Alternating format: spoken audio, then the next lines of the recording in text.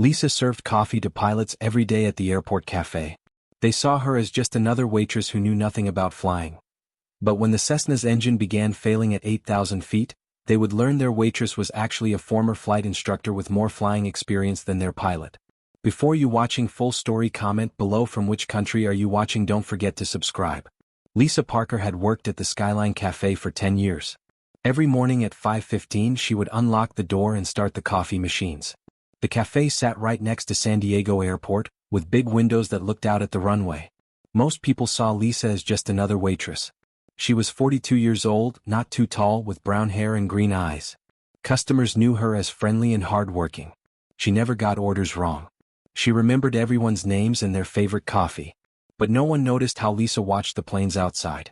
When customers sat by the window, she would look up at the sky. Her eyes would follow each aircraft as it took off or landed. In her desk drawer, Lisa kept an old photo.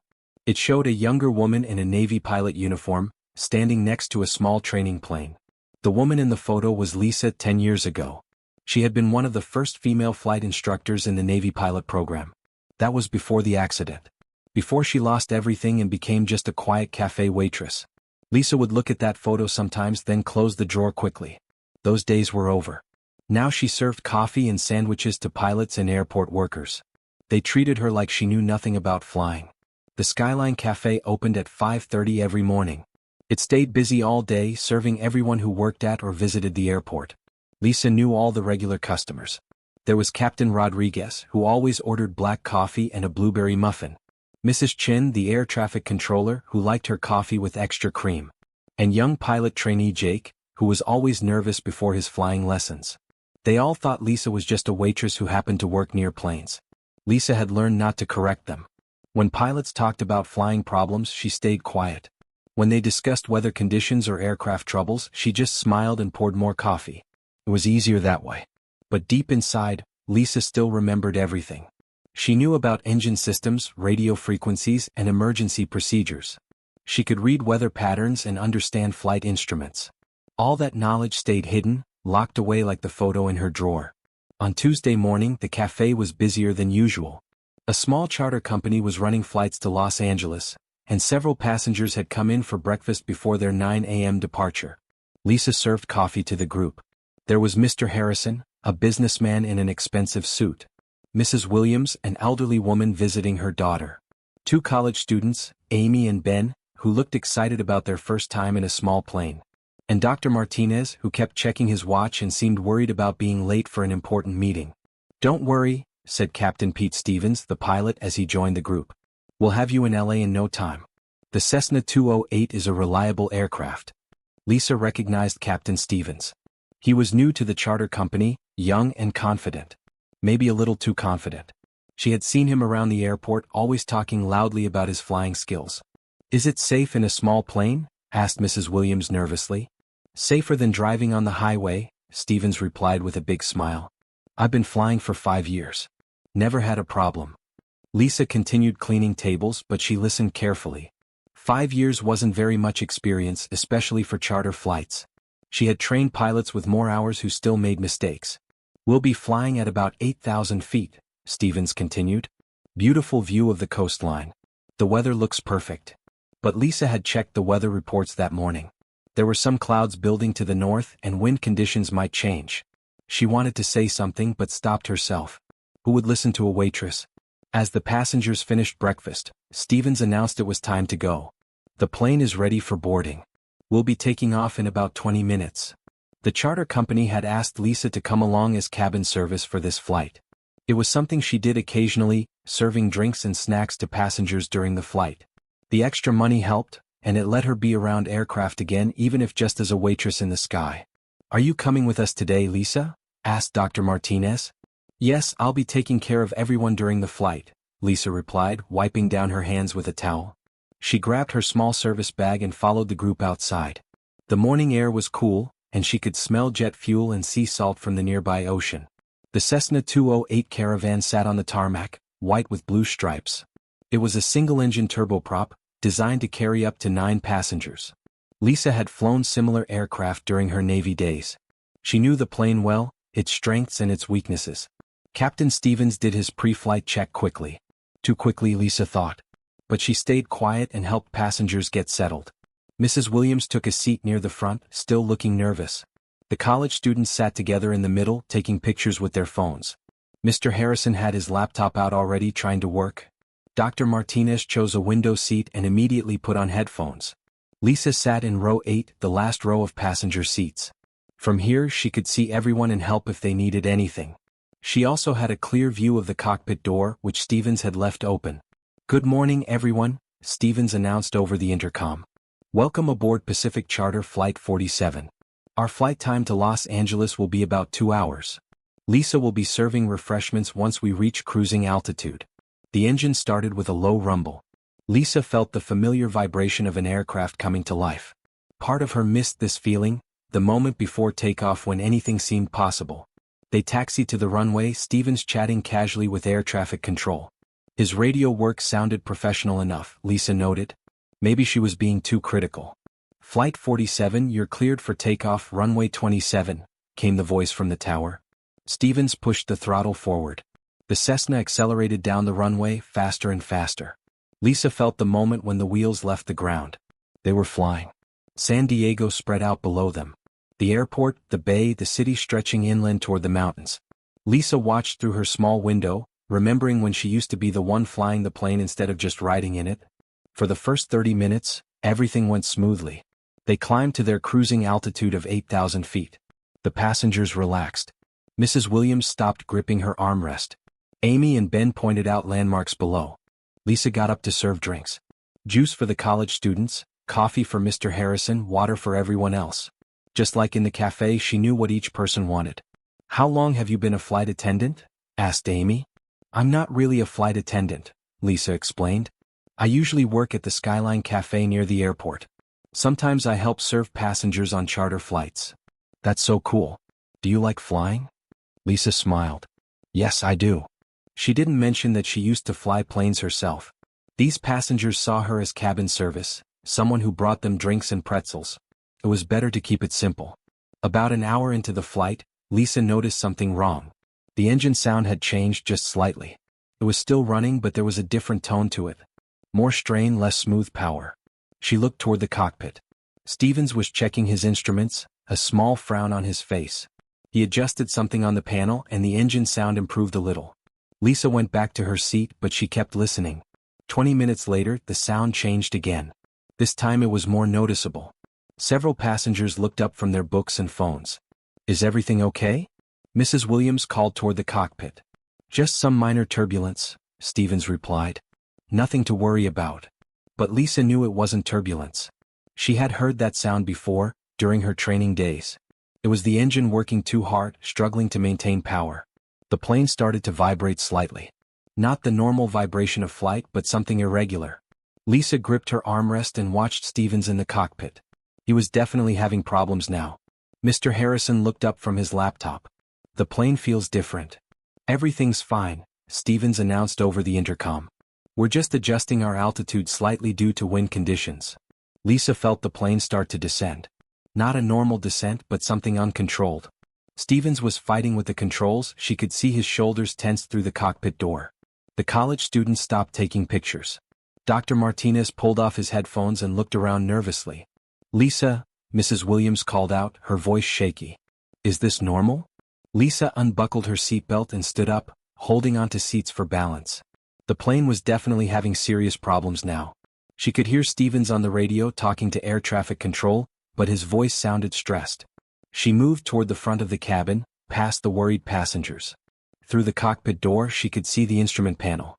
Several warning lights were flashing. The engine parameters looked wrong, oil pressure dropping, temperature rising. Stevens was sweating now, his hands moving quickly over the controls. "Mayday, mayday," he said into his radio. "This is Pacific Charter 47.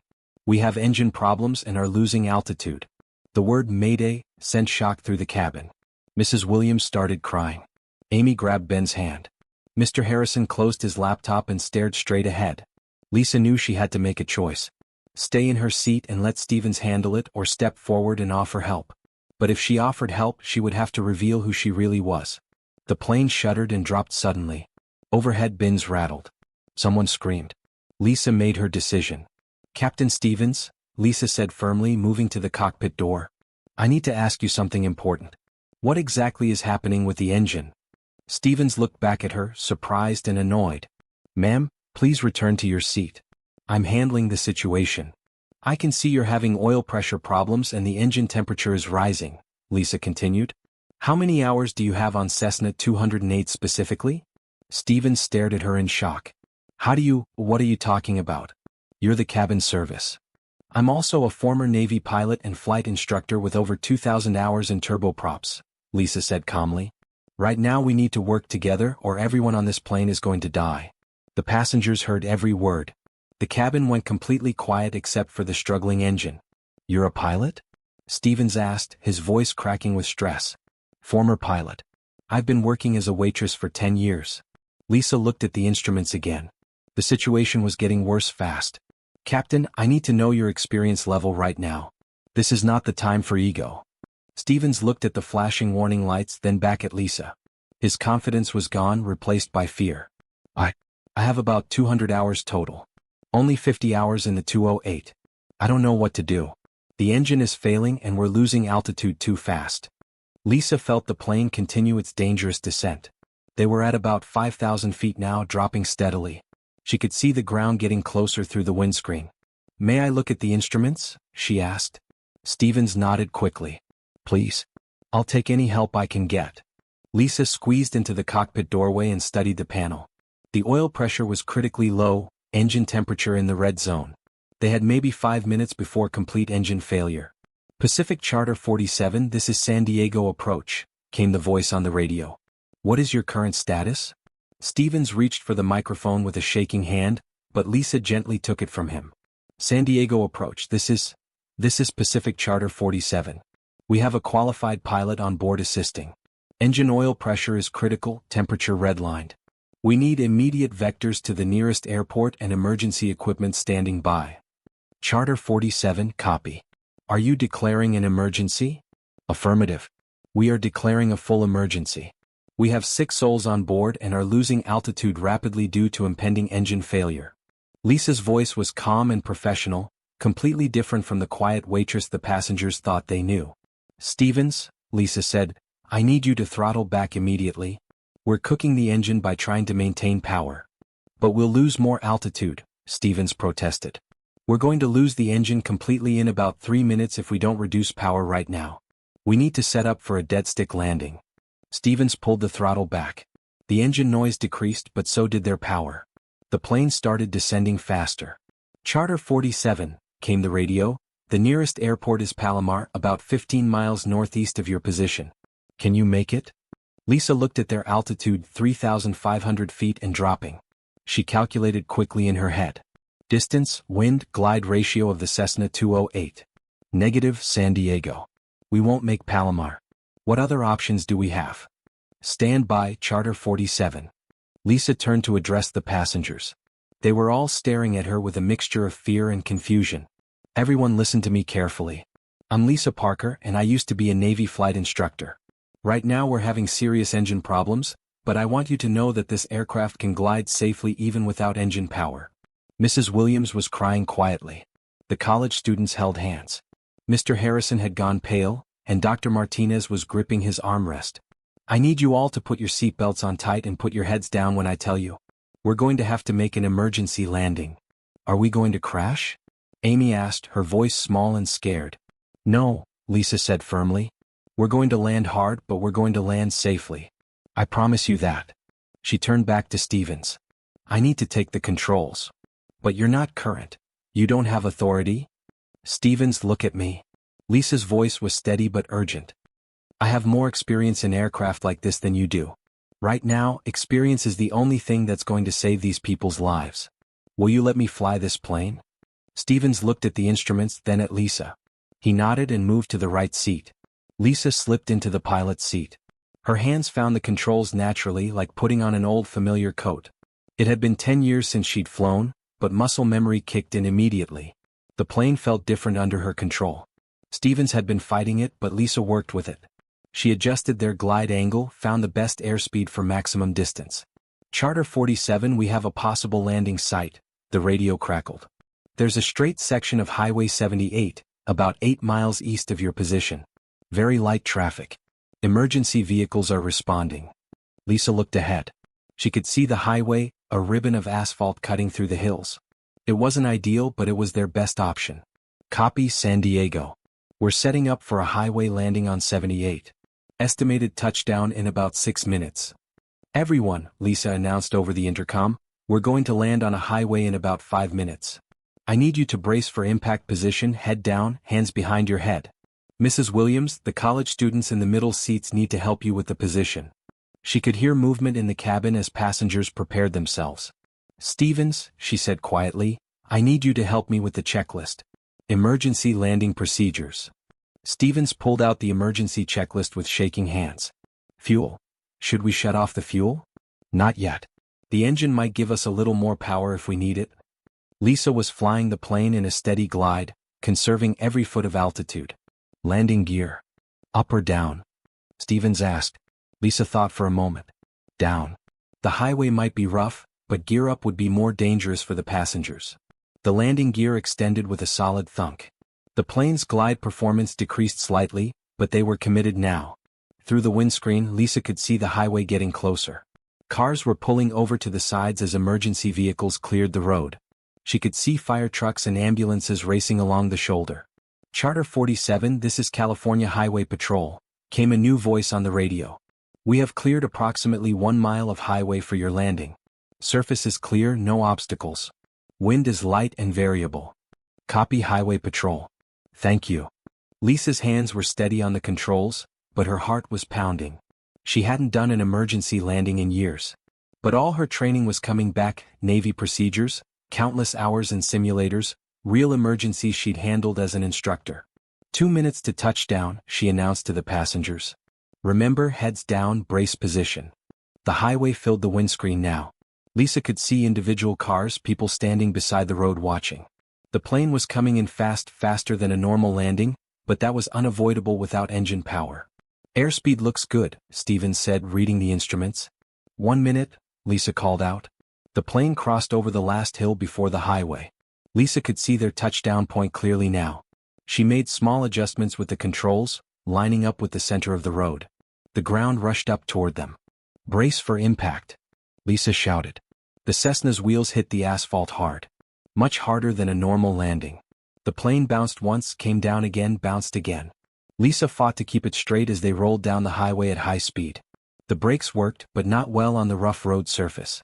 The plane gradually slowed, but they were still moving fast as they approached the end of the cleared section. Come on, Lisa muttered, applying more brake pressure. Finally, the Cessna rolled to a stop about 200 yards from the end of the cleared area. Steam rose from the brakes and the engine ticked as it cooled down. For a moment, nobody moved. Then Mrs. Williams started crying, but this time from relief. Is everyone okay? Lisa called out. One by one, the passengers responded. Shaken, scared, but alive and unhurt. Emergency vehicles surrounded the plane immediately. Paramedics, firefighters, police officers. Lisa shut down all the aircraft systems and opened the cabin door. Everybody out, slowly and carefully, she instructed. The passengers filed out of the plane, helped by the emergency workers. Mrs. Williams hugged one of the paramedics. Amy and Ben were shaking but smiling. Mr. Harrison looked dazed. Dr. Martinez was already on his phone, probably calling his family. Stevens climbed out of the cockpit, his face pale. Lisa, he said quietly. Thank you. I don't know what would have happened if you hadn't been here. Lisa was the last to leave the aircraft. She stood for a moment in the doorway, looking back at the cabin where she'd just saved 6 lives. Then she stepped down onto the highway. The local news crews arrived within an hour. Heroic Waitress saves charter flight was the headline that would run that evening. But Lisa didn't want to talk to reporters. She sat in the back of an ambulance, giving her statement to an FAA investigator. So you're telling me you're a former Navy pilot who's been working as a waitress for 10 years? The investigator asked. That's correct. And you have current knowledge of Cessna 208 systems and emergency procedures? I maintain my aircraft knowledge even though I wasn't flying professionally anymore. The investigator made notes in his file. We'll need to review your credentials and interview the passengers, but from preliminary reports, it sounds like you handled the emergency exactly right. One by one, the passengers came over to thank her. Mrs. Williams hugged her with tears in her eyes. Amy and Ben wanted to take pictures with her. Mr. Harrison shook her hand formally but warmly. Dr. Martinez offered to pay for her medical insurance for a year. "Why didn't you tell us you were a pilot?" Amy asked. Lisa smiled sadly. "Because nobody asks the waitress what she used to do before she brought them coffee." Later that evening, Lisa sat in the office of the charter company owner, Richard Hayes. Also present were representatives from the FAA and the insurance company. "Miss Parker," Hayes began, "first, let me say we're all grateful for what you did today. You saved lives, including one of my aircraft. I was just doing what needed to be done. But I have to ask, why didn't we know about your aviation background? We hire you for cabin service and it turns out you're more qualified than some of our pilots." Lisa took a deep breath. "Because 10 years ago, after I left the Navy, I applied for pilot positions with every airline and charter company on the West Coast. I was told I didn't have enough civilian hours, or that I was too old, or that I didn't fit their image of what they wanted." She paused, remembering those frustrating months of rejections. "I needed work, so I took a job at the Skyline Cafe. It paid the bills and kept me close to aviation. Eventually, I stopped trying to get back into flying. It was easier to just serve coffee to pilots than to keep getting rejected by them." The FAA representative leaned forward. "Miss Parker, your license is still valid. Your medical certificate expired, but that can be renewed. Have you considered returning to professional aviation?" Lisa looked out the window where she could see aircraft landing at San Diego International. "I thought about it every day for the first few years. Then I thought about it every week. Eventually, I just thought about it sometimes when I watched planes take off from the cafe windows." "Well," Hayes said, "after today I think it's time you seriously considered it again. I'd like to offer you a position as a charter pilot with our company. Full-time, competitive salary, and we'll pay for your medical renewal and any additional training you need." Lisa stared at him. "Are you serious?" "Dead serious. You proved today that you're exactly the kind of pilot we need. Experienced, calm under pressure, and able to handle real emergencies." Lisa walked back to the Skyline Cafe that evening. It was closed, but she had her key. She sat at her usual table by the window looking out at the runway. Her phone had been ringing all day. Other charter companies wanting to hire her. A regional airline asking about her interest in applying. Even a flight school that wanted her to come back as an instructor. For 10 years she had watched other people fly planes. She had served coffee to pilots who had half her experience. She had smiled and stayed quiet when they made mistakes she could have helped them avoid. But today, when it mattered most, her skills had saved lives. She pulled out her phone and dialed Hayes's number. "Mr. Hayes? This is Lisa Parker. About that pilot position. I'd like to accept." "That's wonderful news, Lisa. When can you start?" "How about Monday? I need to give my notice at the cafe, but I think they'll understand." After hanging up, Lisa went to her desk and opened the drawer. She pulled out the old photograph, the young Navy pilot standing proudly next to the training aircraft. For 10 years, this picture had represented her past. Now, maybe it could represent her future too. She looked around the cafe one more time. The coffee machines, the tables where she'd served thousands of cups of coffee, the windows where she'd watched countless planes take off and land. Tomorrow, she would tell her regular customers that she was leaving. Captain Rodriguez, Mrs. Chen, young Jake the nervous student pilot. They would be surprised to learn their friendly waitress was actually an experienced aviator.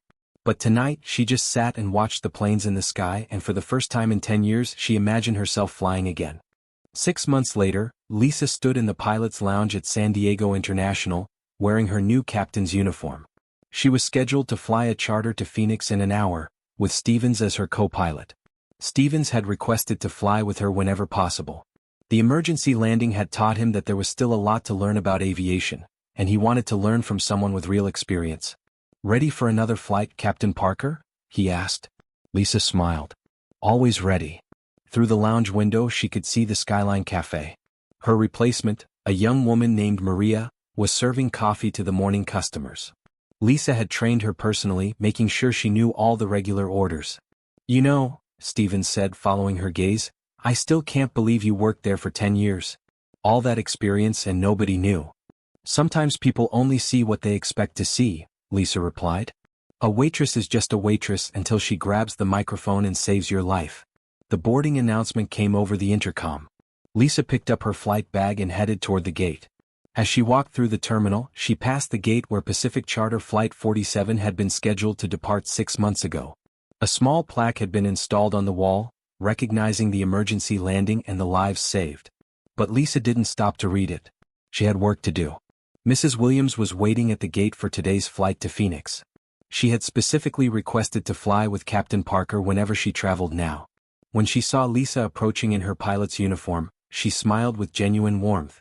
"Good morning, Captain. I feel so much safer knowing you're flying today." "Good morning, Mrs. Williams. Ready for a smooth flight to Phoenix? With you as our pilot, I know it will be." As Lisa conducted her pre-flight briefing with Stevens and prepared for departure, she thought about the journey that had brought her here. From Navy pilot to unemployed veteran to waitress to charter captain. It hadn't been the career path she'd planned, but maybe it was the one she'd needed.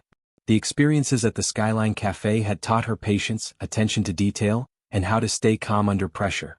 Skills that made her a better pilot now than she'd been 10 years ago.